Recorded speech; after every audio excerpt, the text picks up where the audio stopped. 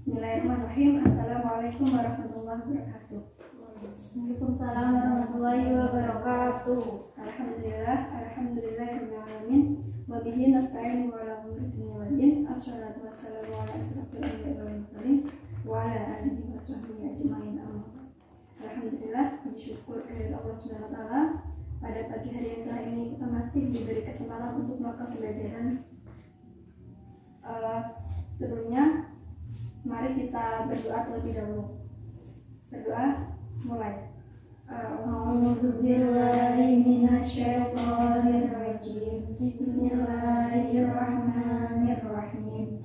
Alhamdulillahi rabbil alamin. Ar-rahmanir rahim. Maliki yaumiddin. Iyyaka na'budu wa iyyaka nasta'in. Ihdinas siratal mustaqim. Shiratal ladzina an'amta 'alaihim ghairil maghdubi 'alaihim waladdallin. Amin. Sebelum kita mulai pembelajaran, Ibu akan mengabsen terlebih dahulu. Yang ada bilang ada ya.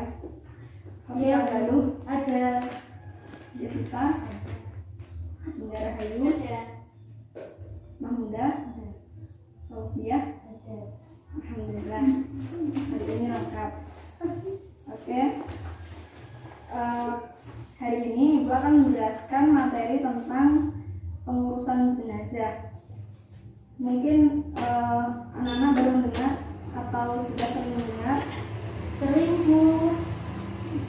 Dalam kehidupan sehari-hari pasti kita sering ya menjumpai ada orang yang meninggal. Sebelum itu Ibu akan menjelaskan tentang kewajiban terhadap sebelum itu Ibu akan menunjukkan beberapa gambar pada anak. Ini tentang pengurusan jenazah. Yang pertama yaitu gambar. Siapa yang tahu ini gambar? Mengkapan ya? Iya, benar sekali. Mengkapannya yang pertama? Memandikan. Kemudian setelah memandikan baru mengkafani. Setelah mengkafani kemudian Mengucapkan, mensolatkan ya.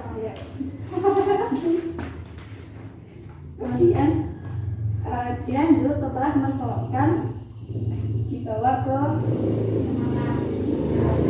Yang terakhir adalah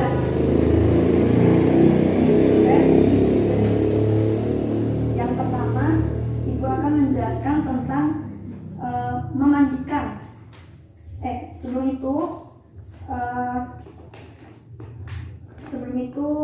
Sebelum memandikan, bahwasanya kita ketahui jika orang yang akan meninggal itu memiliki tanda-tanda. Tanda-tandanya biasanya tubuhnya, kakinya dingin biasanya, atau mungkin telinganya Diagnosis bukan enggak.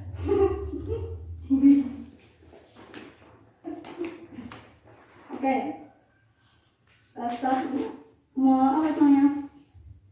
Setelah meninggal biasanya apa yang akan kita lakukan pada orang yang meninggal? Siapa tahu? Baca. Belum? yang meninggal. Yang pertama itu jika matanya masih terbuka ditutup, maka kita menutupnya dengan pelan-pelan. Kemudian kita tutup badannya dengan kain sebagai biasanya kain jari, kain terserah lah, untuk penghormatan agar tidak terlihat auratnya. Yang terakhir yaitu ditempatkan di tempat yang aman dari jangkauan binatang. Biasanya ditaruh di depan atau meja yang panjang. Untuk kategori jenazah dan cara perawatannya bisa dilihat di buku. Yang pertama, jenazah muslim. Jenazah muslim ini jenazah yang mungkin sudah dewasa, jenazah yang ini wajib dimandikan, wajib disolati dan kemudian dimakamkan. Yang kedua yaitu jenazah yang syahid dunia akhirat. Nah, pada jenazah yang syahid ini tidak diwajibkan untuk dimandikan, tetapi jika mungkin pakaiannya rusak atau sobek setelah mungkin telan atau apa, itu diganti dengan ditambahkan kain kafan untuk membungkusnya. Yang ketiga yaitu bayi prematur. Bayi prematur ini bayi yang usianya belum genap 6 bulan. Untuk yang bayi lahir dalam keadaan hidup, sebagaimana dijelaskan bahwasanya untuk perawatannya yaitu wajib seperti mayat dewasa, yaitu dimandikan, dikafani, disolatkan dan dimakamkan. Yang kedua yaitu lahir bentuk bayi sempurna tapi tidak diketahui tanda-tanda kehidupan, yaitu seperti kewajibannya seperti mayat yang lain kecuali disolatkan. Kemudian yang belum berbentuk manusia biasanya masih pokoknya belum ada wujud manusianya, yaitu biasanya disunahkan untuk membungkus kain kemudian langsung menguburkannya. Yang keempat yaitu kafir dhimmi atau golongan non muslim, yang dimana hidup damai berdampingan dan bersedia untuk membayar pajak. Di sini kita hanya diwajibkan untuk mengkafani dan memakamkan saja. Kita ketahui bahwasanya melaksanakan mengkafani, menyolatkan, memandikan itu hukumnya adalah fardu kifayah. Fardu kifayah itu apa? Siapa tahu?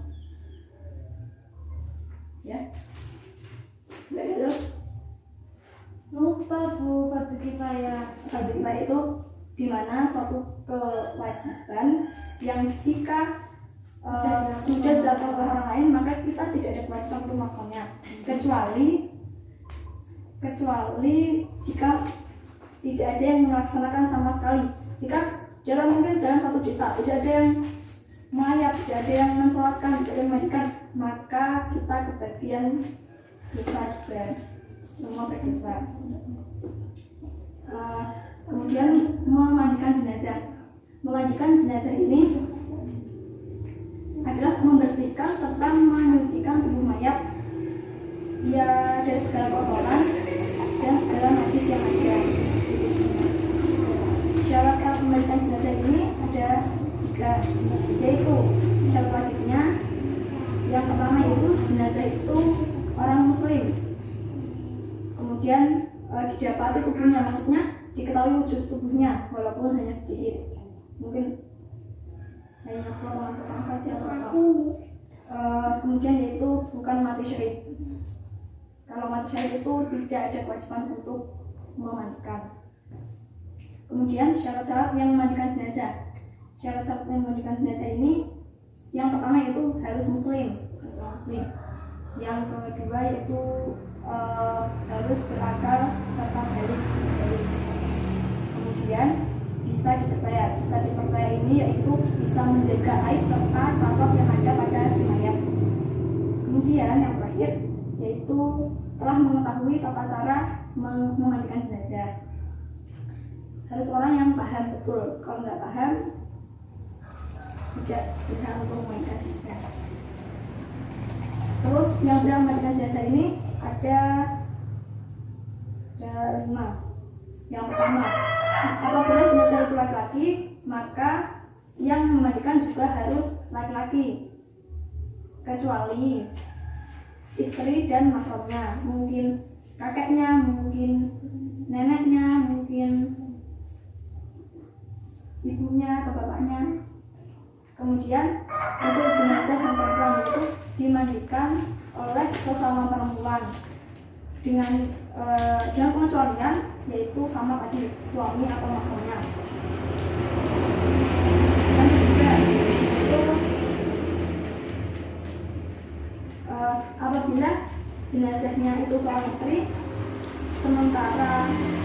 suami serta mahramnya itu ada semua, maka yang paling berhak yaitu suami. Dan juga sebaliknya, jika seorang istri yang meninggal kemudian semua mahram ada tetapi semua mahram ada, berarti yang paling berhak adalah suami, istrinya, suaminya.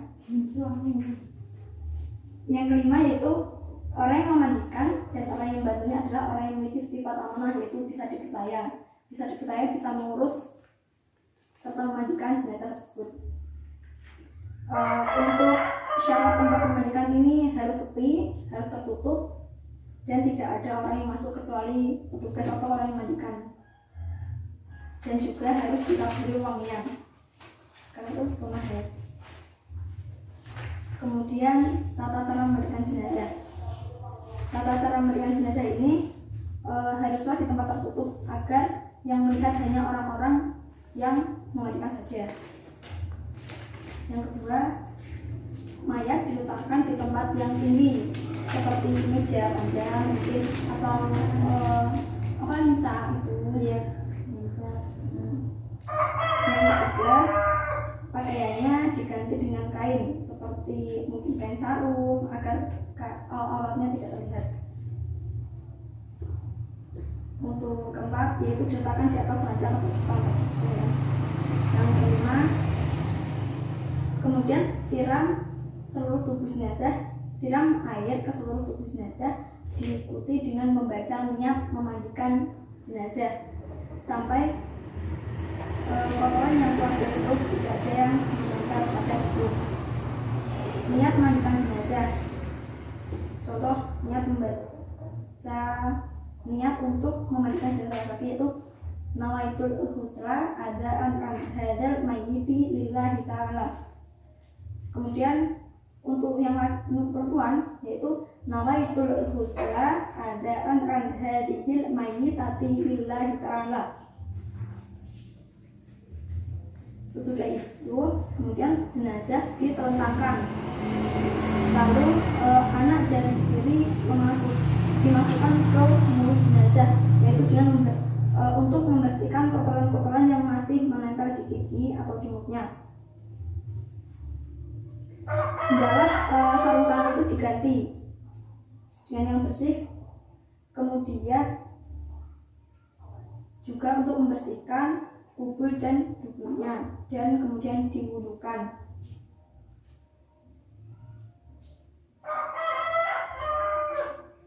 Lalu disiram kembali tubuhnya dengan air yang bersih tanpa wangi-wangian tadi. Semua itu dilakukan 1 kali, tetapi disunahkan untuk melakukannya 3 kali. Yang selanjutnya itu mengkafani jenazah. Nah, mengkafani jenazah itu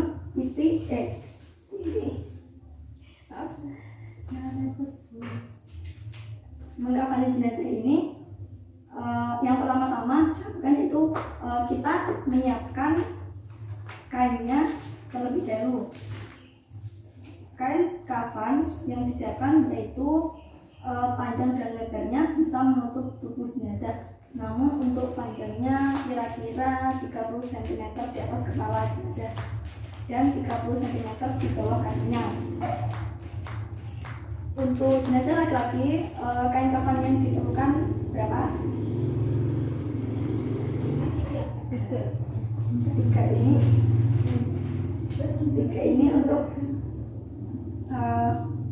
yang dimana 2 lapis paling bawah, dan kemudian ditambahin biasanya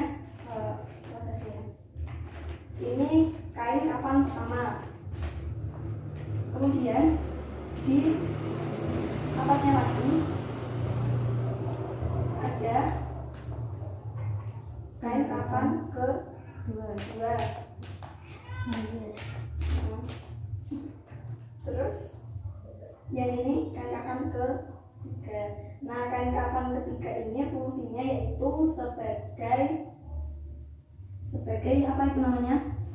Untuk menutup dari pusar sampai apa itu kaki bawah, yang bawah di atas. tumit. Untuk jenazah perempuan ini digunakan kain kafan 6 lapis, di mana 2 lapis membungkus untuk seluruh tubuhnya, 2 lapis paling bawah itu yang besar-besar itu untuk melapisi nanti yang paling luar. Kemudian 1 baju kurung tidak berjahit yang panjangnya 2 kali lipat panjang jenazah. Itu nanti di kainnya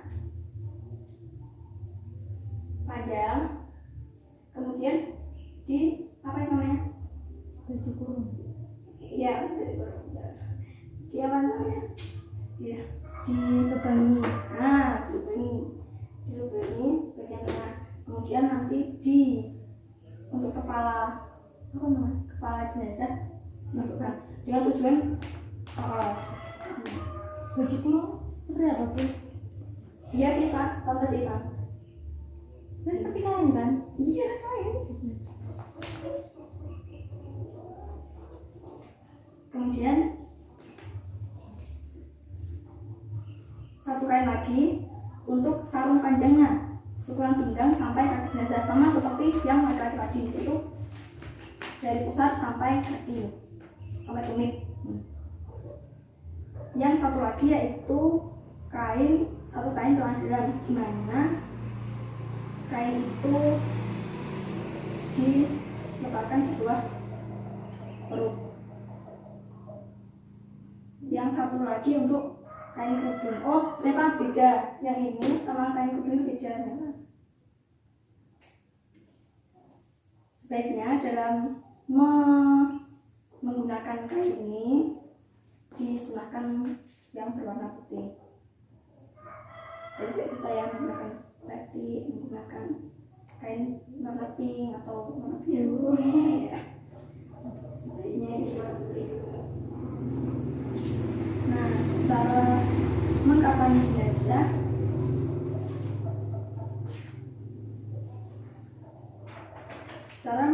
jenazah bagi laki-laki yaitu yang pertama, gelar selai tikar untuk alas. Kemudian letakkan 5 upas tali. Nah, 5 upas tali ini kayaknya dari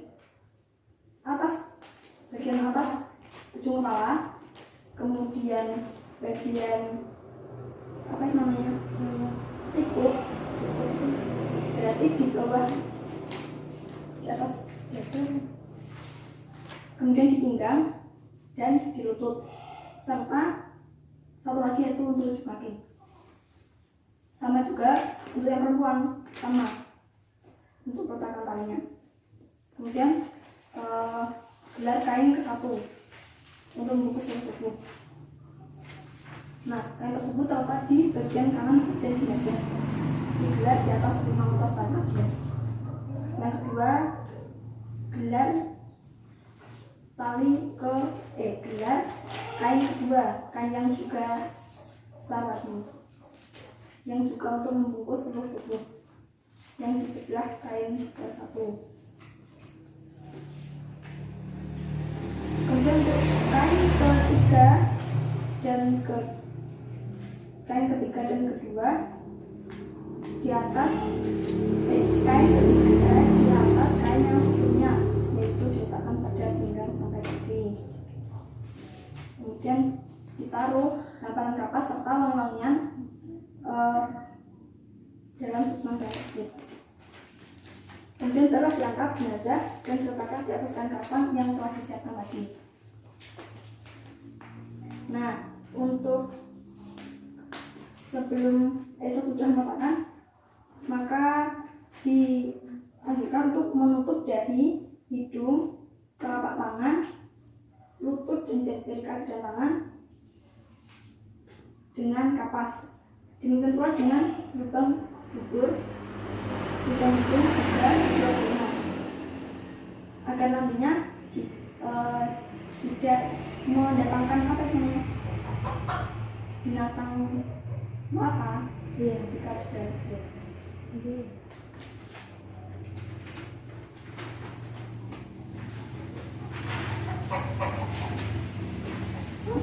yaitu mensolati jenazah. Syarat jenazah yang disolatkan yaitu yang pertama suci, baik suci badan, tempat, dan pakaian. Itu berarti syarat disolatkan yaitu tadi sudah dimandikan, sudah dikafani. Kemudian jenazah sudah berada di depan orang yang mensolatkan tadi dan sebelah kiblat. Pada pelaksanaan sholat jenazah ini, jenazah diletakkan di paling muka, paling depan. Apabila mayatnya laki-laki, maka imam berada di bagian kepala. Jika perempuan berarti dekat perut. ya. Letak imam paling muka diikuti oleh makmum, yaitu letak imam paling depan yang paling menghadap ke mayat, kemudian diikuti oleh makmum di belakangnya. Nah, syarat sholat ini makmum dan imam tidak boleh terpisah, maksudnya tidak boleh ada pembatas di antara imam dan makmum. Jika yang sholat sedikit, diusahakan membuat barisan minimal 3 shaf. Kemudian semua jamaah berdiri dengan niat melakukan sholat jenazah dengan 4 takbir. Bacaan niatnya yaitu ini untuk mayat laki-laki. Usolli ala hadzal mayyiti arba'a takbiratin fardhu kifayati ma'muman lillahi ta'ala. Untuk jenazah perempuan yaitu usolli ala hadzal mayyitati arba'a takbiratin fardhu kifayati ma'muman lillahi ta'ala. Bagaimana diulang boleh? Untuk mayat laki-laki, usolli ala hadzal mayyiti arba'a takbiratin fardhu kifayati ma'muman lillahi ta'ala. Untuk yang terakhir yaitu menguburkan jenazah. Nah, dalam menguburkan jenazah ini disunahkan yaitu mendalamkan kubur dengan tujuan agar tidak dijangkau oleh binatang-binatang buas serta awak burung. Setidaknya dalamnya kubur itu 1,5 meter. Kemudian arahkan jenazah ke dalam liang lahat dengan didahulukan yaitu kakinya terlebih dahulu, kemudian baru kepalanya. Jenazah diletakkan miring ke kanan, yaitu mengarah ke arah kiblat, dan disandarkan ke sebelah kiri dinding kubur. Kemudian tali pengikatnya dilepas dan juga dibuka yang bagian wajah agar menghadap kiblat. Lalu tutup yang lahat dengan tanah. Setelah itu ditandai kuburan, ditandai dengan batu nisan atau yang lainnya untuk agar bisa dikenali.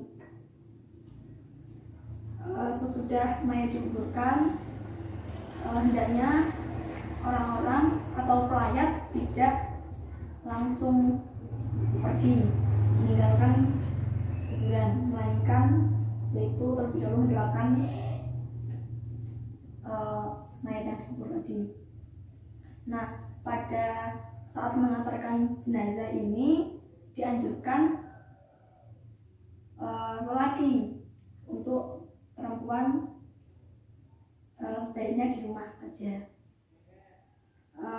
Mungkin cukup itu penjelasan dari Ibu. Kurang lebihnya Ibu mohon maaf ya.